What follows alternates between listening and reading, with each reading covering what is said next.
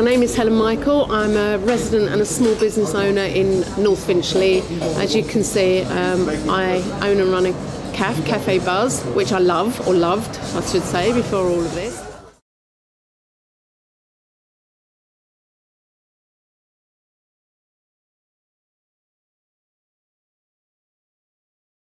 Because here we have a very vibrant, or we had a very vibrant high road, which has survived recessions and downturns and just about everything else. And here we have our own council that has basically destroyed us. You can actually see, a nosedive of turnover. Just about everybody along the high road from the day that they installed the pay by phone system, and in fact it still hasn't bounced back, so it's nonsense to say, oh, people get used to it and they'll come back. Lots of people refuse to come and shop in North Finchley now. The level of the parking charges are just too expensive.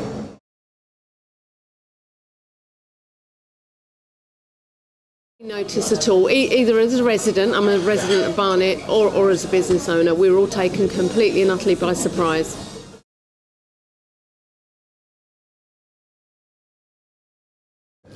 Well, the scratch cards were introduced quite recently. Apparently you can also buy them from local library and a local sweet shop. I don't know anybody who's been able to buy them, and in fact people don't know that. I refuse to buy them at £2 an hour. I just think they're too expensive.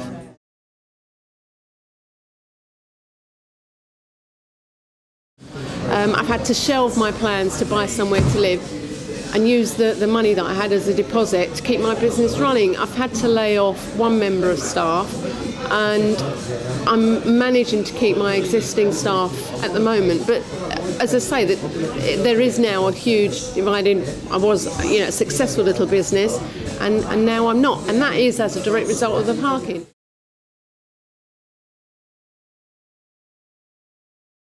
I will be unloading my own van adjacent to my premises, and I've got a traffic warden at the front of my vehicle while I'm unloading the rear of my vehicle, giving me a parking ticket. I mean, that is just incredible. They can see I'm moving 3 or 4 feet into my own premises. I've got nowhere else to pull up to park my car so that I can unload, and yet that's what they will do.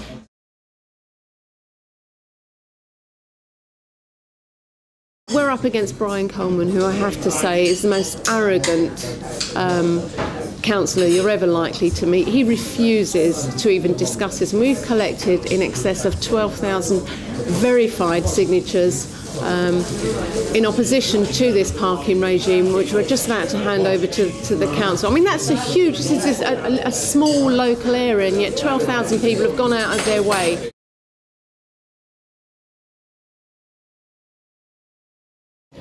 I've never been political. Obviously, I've voted, but I've never been political. And this parking campaign, I've kind of been thrown into running it and managing it on behalf of the traders, and I've been happy to do that, and I've had a lot of support.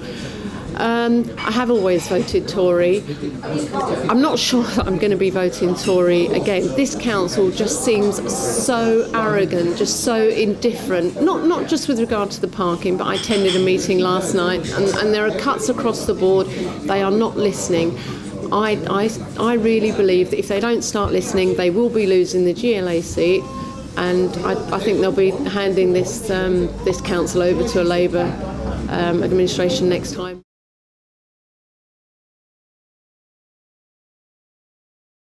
I would like a dialogue with the council. I would like them to sit down with us and see if we can reach some kind of compromise.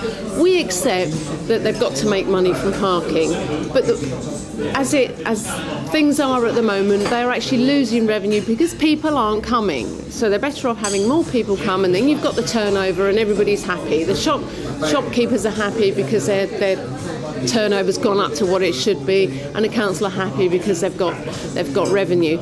As I say, they're refusing to talk. They're refusing to talk to us. We've had a procession. We've had a march with a coffin. Again, that was totally ignored. The local papers are on side. I'm actually thinking of standing against Brian Coleman and maybe the Fair Parking Party or something like that, just to really put the cat amongst the pigeons. But certainly something needs to be done.